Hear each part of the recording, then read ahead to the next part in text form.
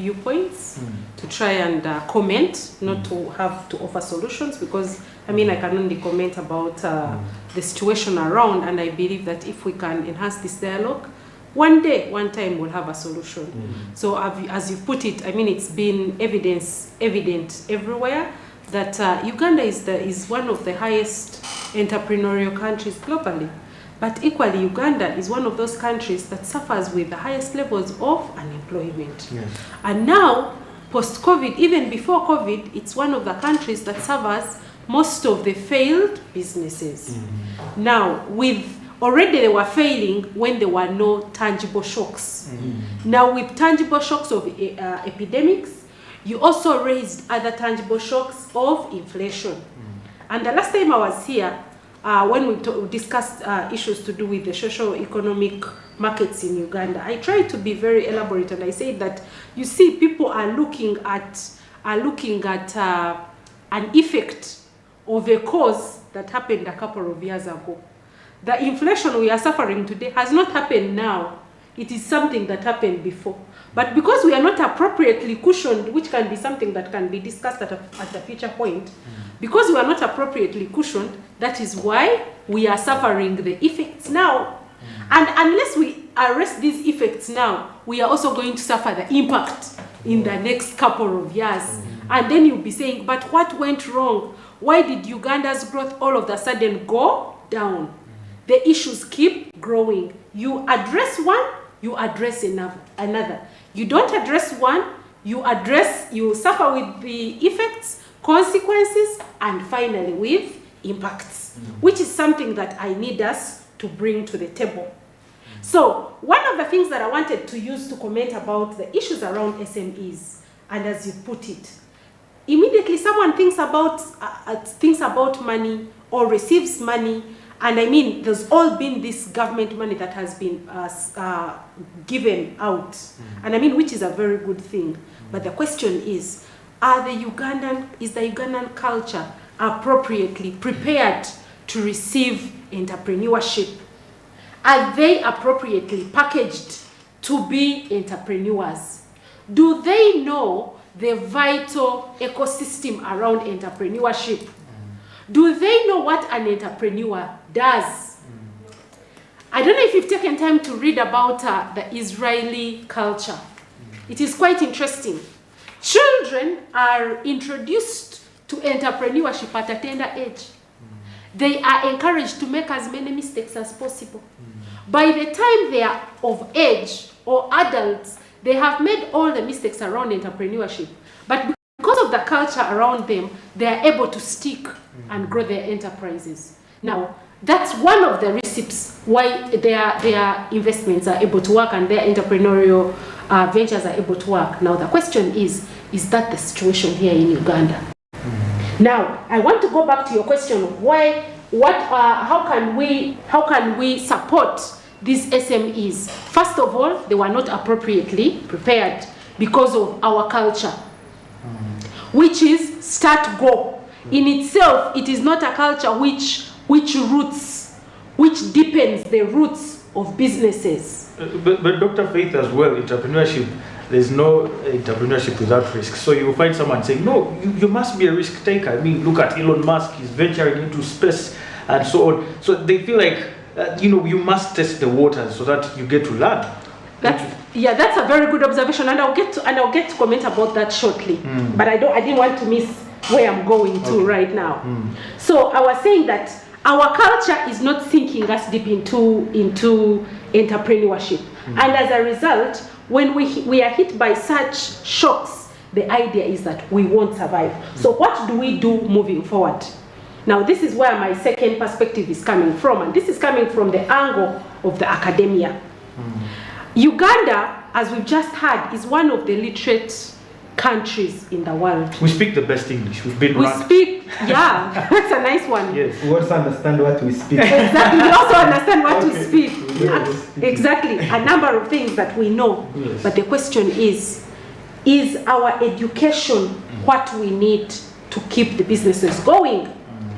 I will take this a front behind or a foot behind, and I say, in education institutions, this has been the cry of why is it that we, for example, in universities continue to do a lot of research, but this research never locates itself in industry. However many research papers we write, however many research policies we recommend, however many recommendations we do, many dialogues we discuss and everything, why is it that we never offer the right solutions to the industry? So as a result, these that I'm going to be talking about shortly are not things that I feel that they should be issues that should be in thought, that policymakers need to start rethinking about as we think about healing of SMEs from these issues around strengthening their resilience. First and foremost, at the beginning of this year, I conducted a study amongst manufacturing firms here in Kampala. And one of the things that struck me mostly was their mode of delivery post-COVID. Mode of delivery. People are no longer selling the usual outlet business kind of mode. For me, that was very shocking.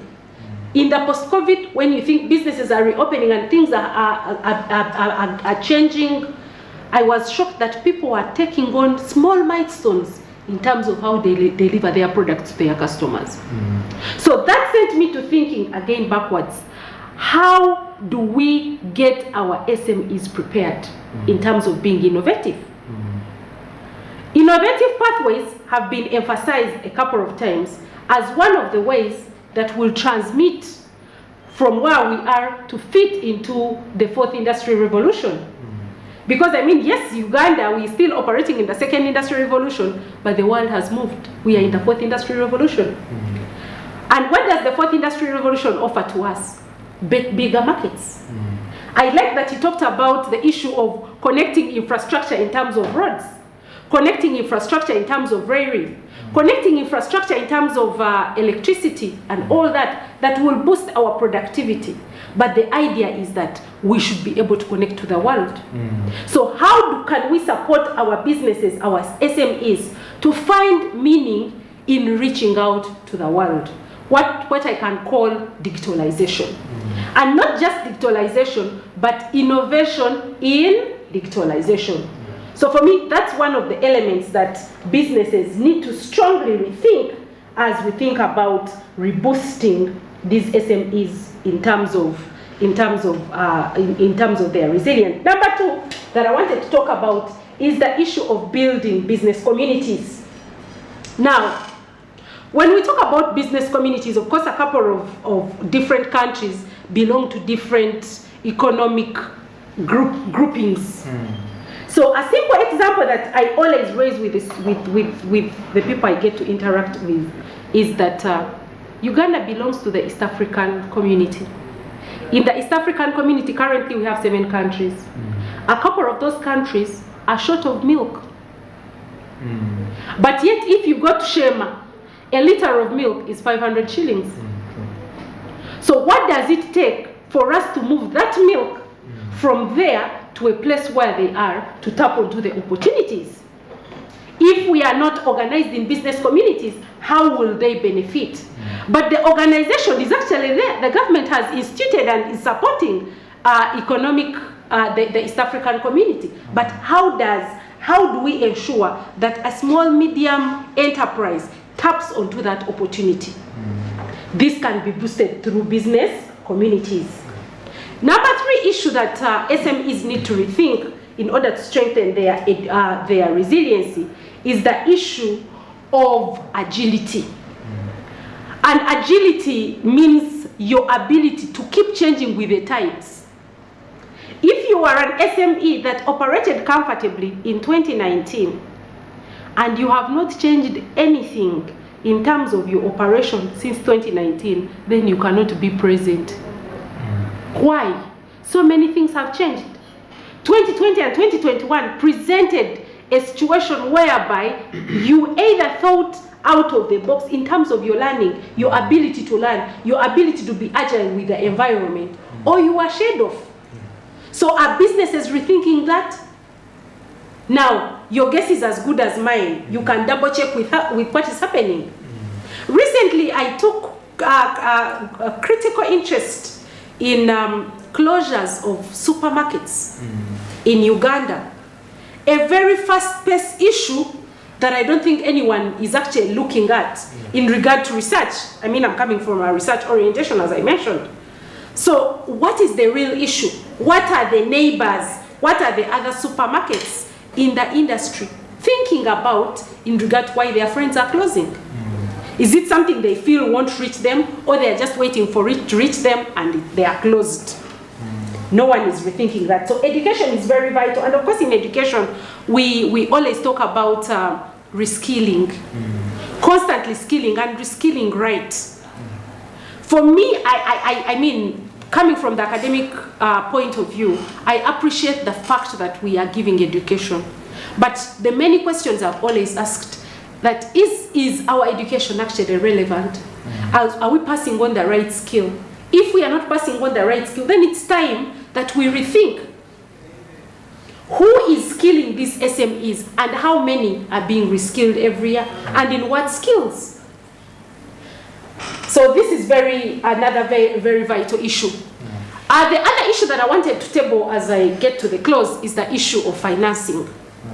As you have alluded to it, inflation, which I said is just a result of a problem that we had before, has of course shot up the inflation. The issue is not about the inflation, but what is the inflation doing to these businesses? It is shooting up the cost of financing. And because it is shooting up the cost of financing, the SMEs cannot invest right. You cannot expand. Even in the midst of innovation, as you've talked about Elon Musk, he's not seated. He can ably capitalize. How many hubs do we have locally here that can ably capitalize businesses? How many incubators do we have here that can ably capitalize and support a couple of SMEs in the country? You get it? Yes. So as a result, our SMEs won't prosper if they have no affordable, relevant financing that is very important. And lastly, that I wanted to comment about here is the connecting of dots between governance structures and the SME structures. As we have just mentioned, over 2.5 Ugandans are in employment, courtesy of SMEs. What is the direct government support to them? Even if it wasn't financial, but in terms of administration. Recently, we've been hard hit by the issue of fuel crisis. This fuel was a stall to every SME, if I may say that. But where is the voice of SMEs in demanding for support from governance? And where is the engagement?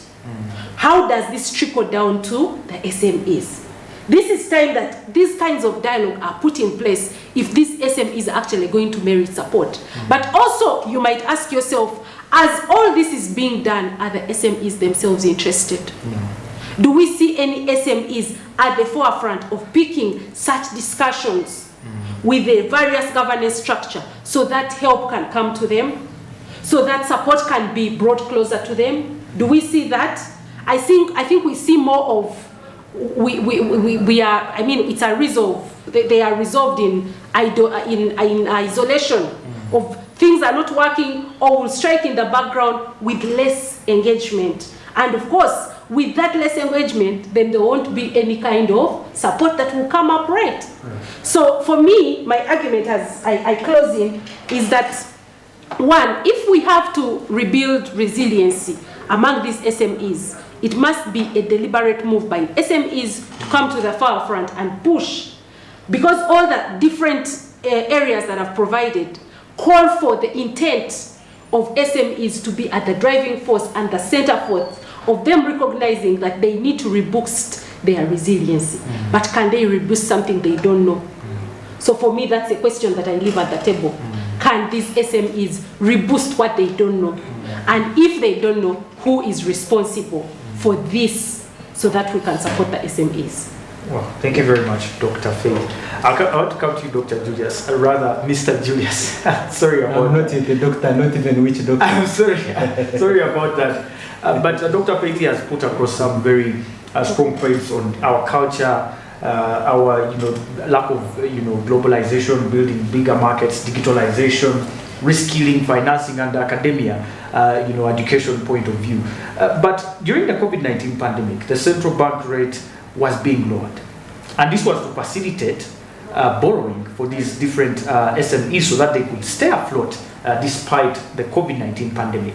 But today we are seeing a very different story, because we have this assumption, of course, that the COVID-19 pandemic is away, and now the global shocks of inflation, disruptions in the supply chains are coming into play, and the central bank rate is going up, and they have no choice. They are saying they have no choice because even America is doing the same, Australia is doing the same, fighting inflation. And this has left the private sector bleeding, especially our private sector, which depends mainly on credit. What do you think can be done to enable financing, enable what actually Dr. Faith has talked about, support the culture and also help these businesses stay afloat despite all the financial woes that we're going through?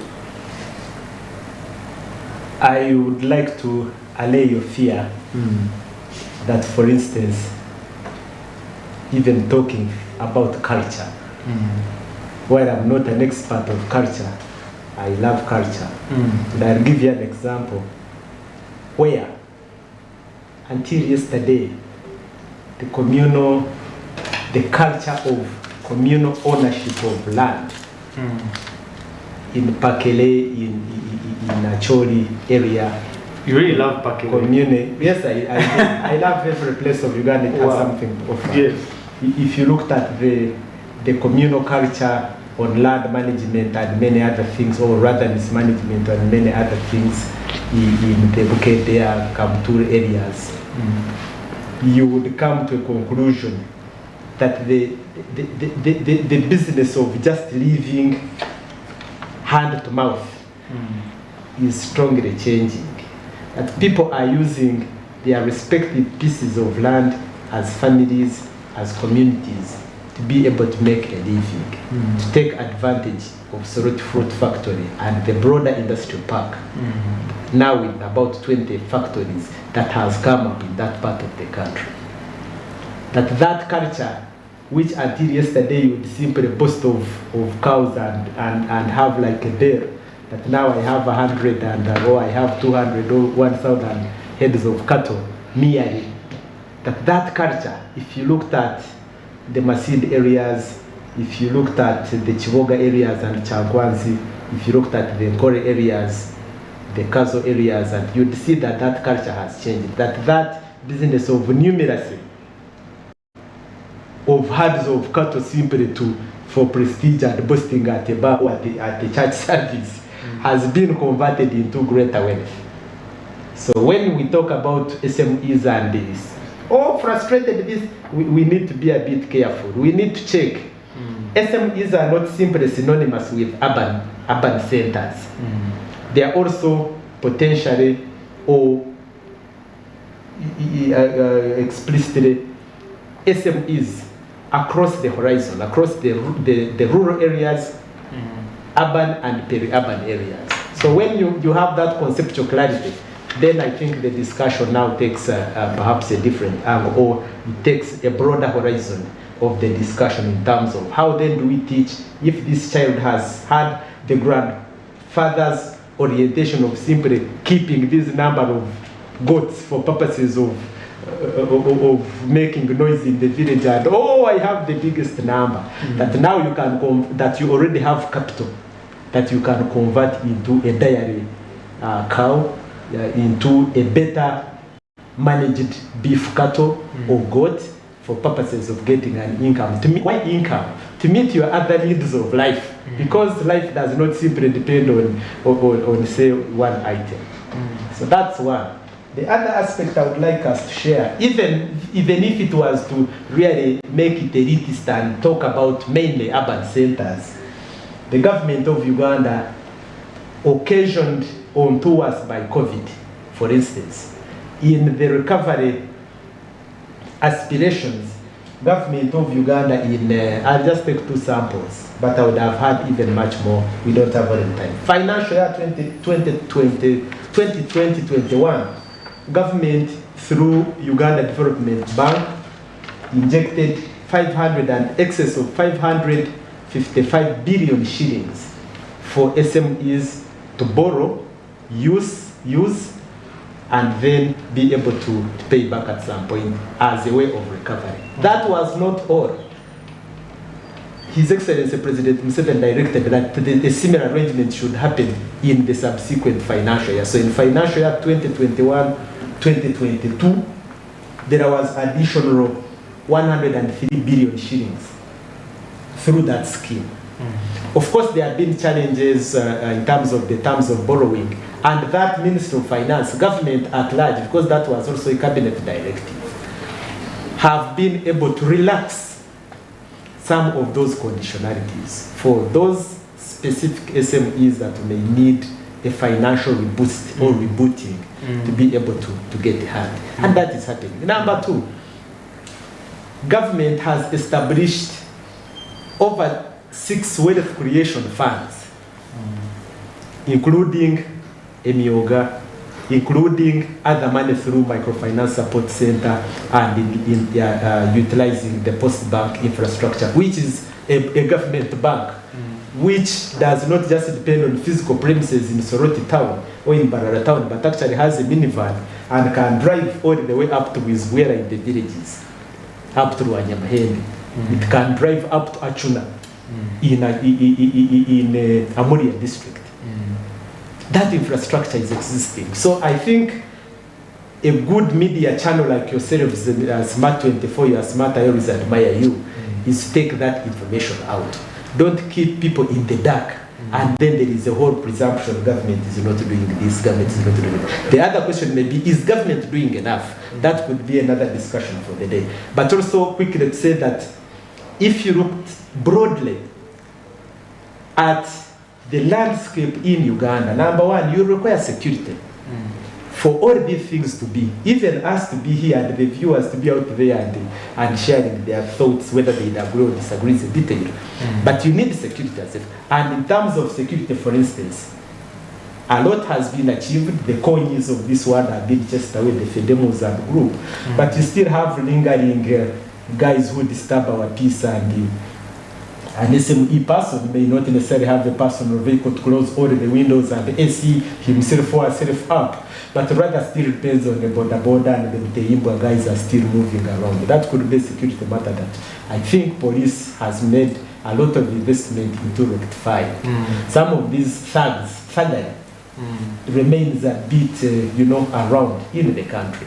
But overall, there has been a progressive, a tremendous, transformative security apparatus in this country and landscape. I don't think anybody doubts that. You have pockets of insecurity in Karamoja. If I am a cattle trader and I'm an SME, I use Lokitanyara to cross into the Turkana area to do my trading. You can have issues there. So that bit I think will... So the SME's conversation cannot simply be closed outside the broader macroeconomic framework of the country, where Bank of Uganda has been very, very robust in keeping things stable, generally, in spite of now a bit of rising inflation.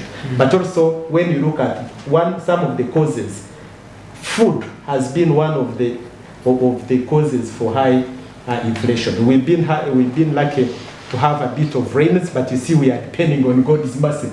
Tomorrow, if that doesn't happen, what? So investing in irrigation to have consistent supplies of food, not only in urban centers, but from one region of the country to another. I have seen Isinjiro Matoke in Mbali, but Mbali is also a good producer of Matoke, maybe because the Matoke has crossed into Republic of Sudan. I've seen Uganda's Matoke, Mbali's Matoke in Wau, in Western Bahar Gazel, which is the extreme western part of Republic of South Sudan. So there are those opportunities. So let us organize our people. Let us take the messages of the opportunities that there are, and let us stop lamentations. Let us do something. If you looked at, for instance, the other question was, what has government done? Are we doing much? If government, say through Uganda Development Bank window, has given these financial enablers, it has not stopped there. It has said, let's look at investment because if you have invested in your Ishaka, in the case of Nkole sub-region, Ishaka, Katunguru bridge, also refurbished and you continue in Tumpondwe at the bridge of the Uganda DRC border, you still get bothered by a broken down road across the international border line that was based on to us by colonialists. So Uganda, for instance, has said, let us have a bit of money into Benubutembo road, which is a whole 54 kilometers in the hinterland of DRC.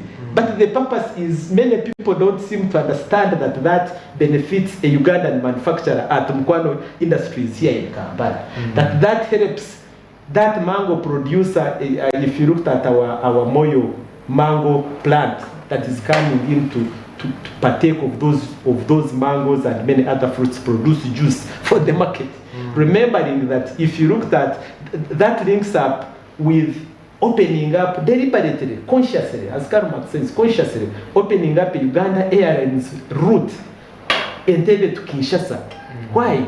Kinshasa imports consumer goods from Belgium. Belgium is so far away in Europe, it's not even here at the start of Europe, at Spain, where people swim across and it is on the other side of, it's where the feeder inputs, the consumer goods come from to come into Kinshasa market. So Uganda, we can conquer that market, not only with this kind of Bunagana Rushuru. Don't worry about the ADF currently, that the KDF and the M23, those will be dealt with. But you have a Bunagana Rushuru, Goma, North Kivu province, a whole 90 kilometers investment. That is going to unleash for you a lot of opportunities for SMEs to be able to tap into. So what you need to do is to know that is happening, is to know that we need to organize ourselves. If you talk about an SME, that SME needs an accountant.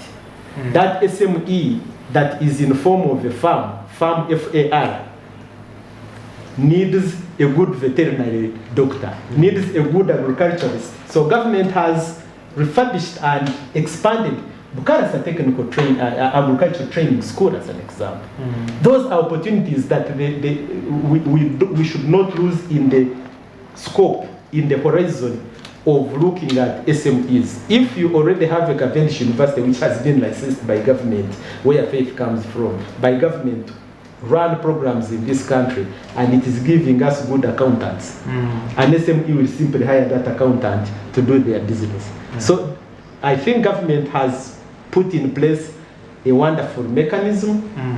We need to partake of that. One of the ways to getting that is really to be organized. If you looked at inflation, until about 2 years ago, it was more or less stable at about 2.7%. Yes, about 2.7. Yeah. Now it has a bit skyrocketed.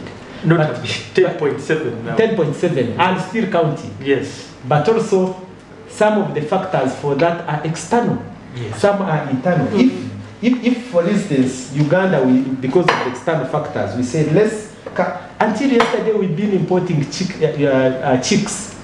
Muganda Muganda would say from Belgium into this country. Even Netherlands, by the way. You know? Yeah. How can we do? So can we create capacities for incubators, hatcheries, you know, at a sub-county, at a parish, aggregated maybe at a region, and then we substitute that with which is bringing us imported inflation.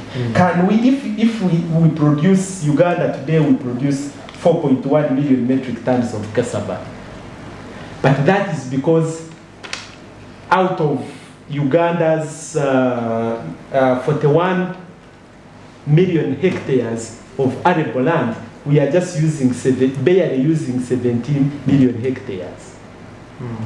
Less than half is what we are using.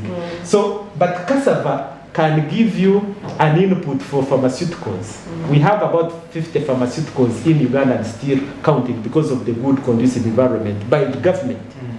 So can we see increased production and productivity of that cassava, for instance, so that we don't have to suffer imported wheat inflation from Tanzania? We just leverage Kapchorwa areas and other parts of the country they grow wheat. Ask your parents, you'll be amazed how there is wheat, there used to be wheat growing in your community. So we can take advantage of our own domestic production and productivity functions for employment.